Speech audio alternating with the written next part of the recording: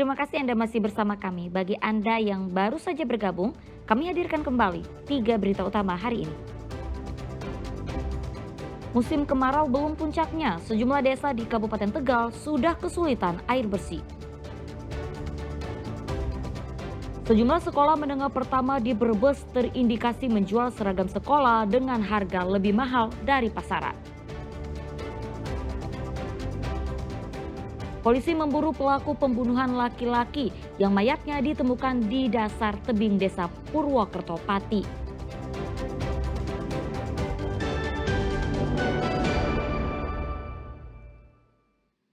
Ya, identitas mayat laki-laki yang ditemukan di dasar tebing desa Purwokerto, Pati terungkap. Dari sana polisi memeriksa sejumlah saksi dan kini mengantongi identitas terduga pelaku pembunuhan.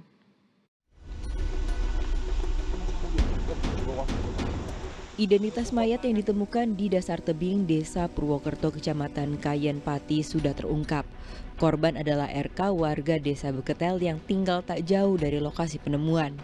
Dari hasil otopsi terungkap jika korban meninggal 8 hari sebelum ditemukan.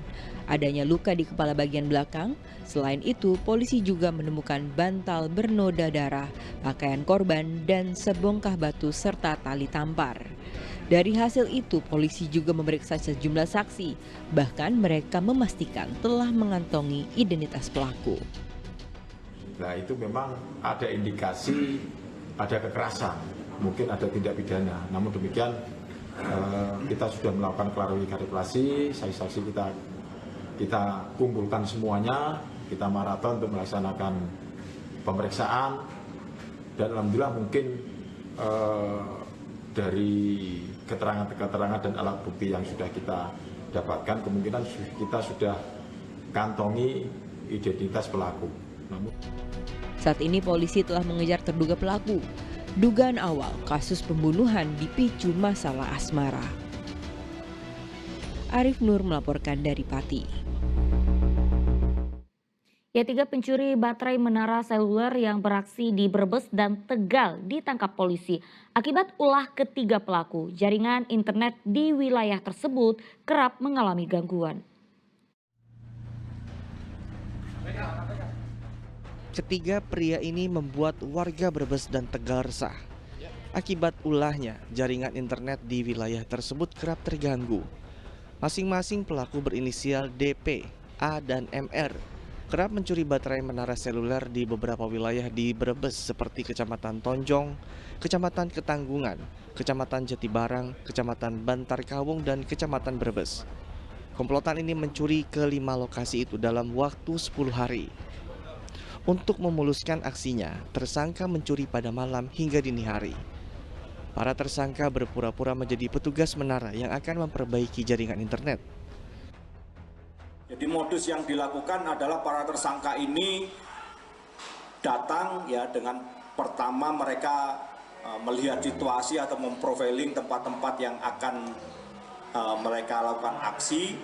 Ya, kemudian di malam hari mereka masuk dengan cara paksa dengan membongkar menggunakan alat, ya membongkar pagar dengan menggunakan alat berupa gunting, ya gunting besi.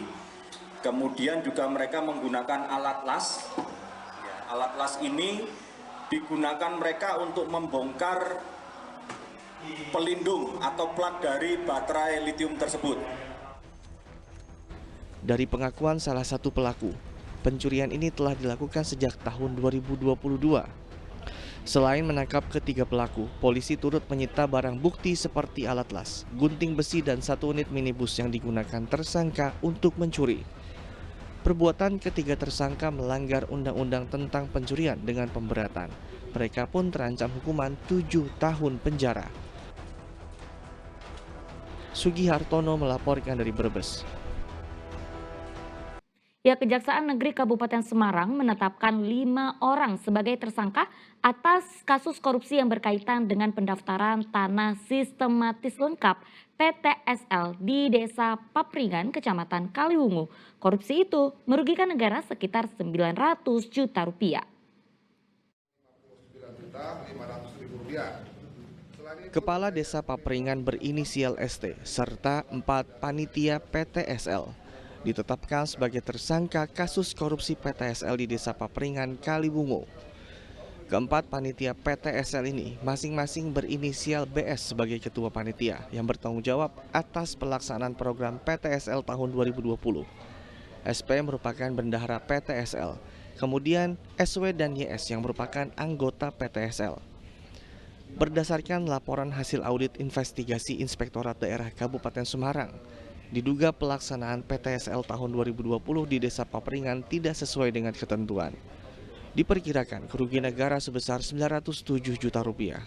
BS, SW, SP, dan YS, di mana dalam kasus tindak pidana korupsi pada program pendaftaran tanah sementara atau PSL tahun 2020 ini, di mana kerugian dari perhitungan inspektorat itu sebesar totalnya adalah 907.396.014 rupiah.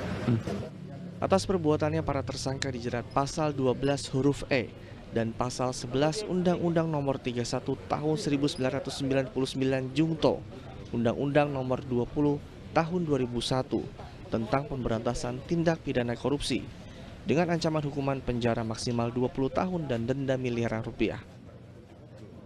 Yulianto melaporkan dari Kabupaten Semarang.